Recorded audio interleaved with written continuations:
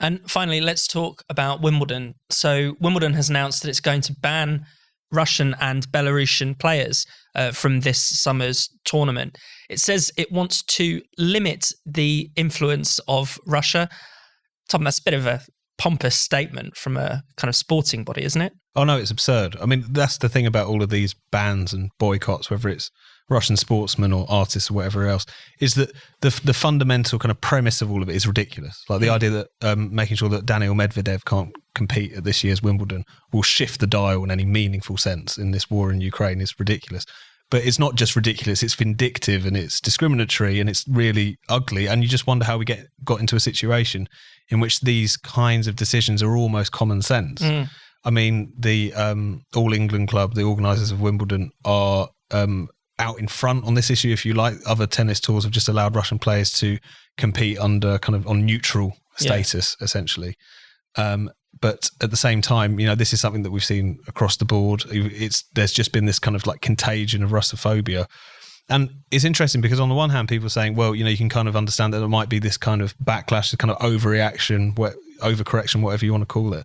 If you take something like Wimbledon, this is the first time they've ever put kind of nation-specific bans in place since the aftermath of the Second World War, when Germans and Japanese players weren't allowed to compete, all the way through apartheid. South African players could come and play. So this is a new move. And even up until relatively recently, it was kind of understood that on the kind of principle basis, you don't want to conflate individuals with the crimes of their nation or their leadership.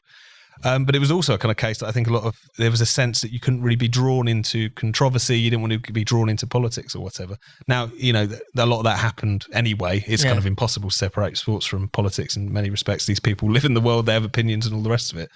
But at the same time, because there is this impetus towards virtue signalling at all times, then these decisions can't help but be politicised. The issue is, at this point, to be virtuous is also to be incredibly vindictive. But that's the situation we find ourselves in, unfortunately. I mean, Ella, you have someone like Andrei Rublev, I think he's the men's number 8 tennis star, and recently, you know, he wrote on a camera, "No more war." I mean, even someone like that is banned by this policy.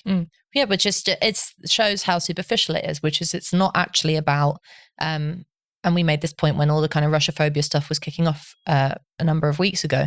It's not actually about taking a principled stand of saying, how can we use this thing, Wimbledon, this sporting event, to send a message, if that's what we want to do, to, you know, Russians who oppose Putin and to Ukrainians. What's the best way to do that? And the best way to do that would be to say, look at this guy, isn't he great? Isn't he brave, actually, to do something like that, especially being from a country that is currently, you know, locking up its citizens for opening their mouth about anything in relation to the war. But instead, it's nothing to do with that. It's really about, as Tom says, a kind of virtue signaling exercise in which it takes the lazy option of saying, rather than get into any kind of nuanced discussion about a differentiation between a player and their country, we're just going to ban it. And it benefits no one. I mean, it is really important to say that there has been widespread outrage about this, and people have criticised the official body for deciding to do this. And, you know, huge tennis stars like Martina Navratilova coming out and saying, hang on a minute, there have been times in history where things have, you know, nations have acted wrongly, and there has been moral questions at stake. But, you know, sport is meant to be, obviously, you know, on a kind of international basis, whether it's the World Cup or anything, you are representing your country as a player. But there is, you know, that doesn't mean that you sign up to every single policy that your nation holds or the current government holds of that nation. I mean, I'm not comparing Le Pen to Putin at all. I'm not. But say the French election goes Le Pen's way, is every cultural or sporting figure in France then either faced with having to spend all their time coming out and denouncing her all the time, or being just assumed that they're a fan? That's a very sort of stupid way of looking at how people relate to their countries, and you don't become a slave to your nation's policies just because you're from that nation. So it's all around a depressing picture, but it is the case that you can't help thinking that there's not just a kind of virtue signaling element to this, but also a kind of real moral cowardice, because while lots of these institutions and bodies have a lot to say about who gets to play in their game, you wouldn't catch them coming out and saying, well, I think we should arm Ukraine more heavily, or like, you know, I think we should, you know, up the Ukrainian fighters, or making any kind of overt political statement like that. So it's a way of sort of covering yourself that you've said something about the war while actually not really saying anything about the war at all.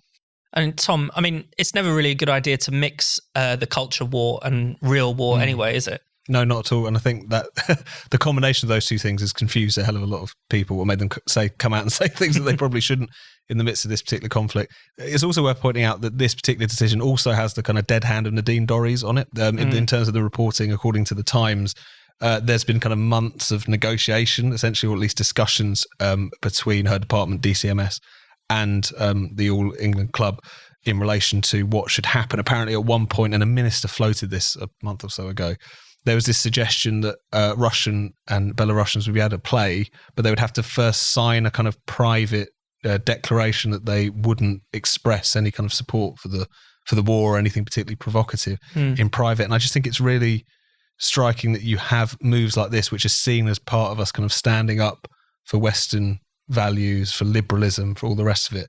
But it basically amounts to banning people on account of where they were born, and failing that, demanding that they sign some sort of denunciation of their own country. So I think people, the Wimbledon organisers and DCMS, could do well to pick up a history book if that's actually what they think that they're doing in that respect. But it's also the case that if you get into a situation which you're saying politics can't, you know, you have to sign to say that you won't, I don't know, wear a Z or something that some people have done in some sporting occasions. That little gymnast. That if you're saying this isn't allowed, then what happens? You can see people making the argument of, well, then why do the footballers in the World Cup take the knee? Or why did Colin Kaepernick? Why is it okay in that respect? Because, you know, should it be allowed for you to denounce your nation and make a political statement that says you think, you know, they're racist or whatever, or even in the Olympics during the civil rights movement when people got up and did the fist on the Olympic podium?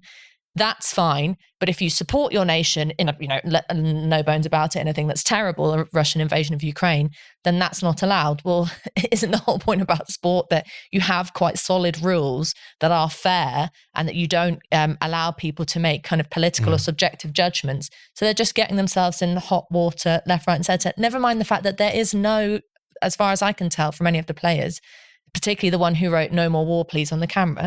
It's not like there's any danger of anyone getting up in a kind of leotard with a Z emblazoned on it. It's not going to happen. And I think it's important because there's been a lot of people who would probably usually support, say, our arguments around freedom of speech or boycotts or whatever, who have just, you know, completely flaked on this particular one. Again, because it's kind of emotionally satisfying for them, I guess, to sort of ban Russians in response to, of course, what is a brutal and imperialistic invasion of Ukraine.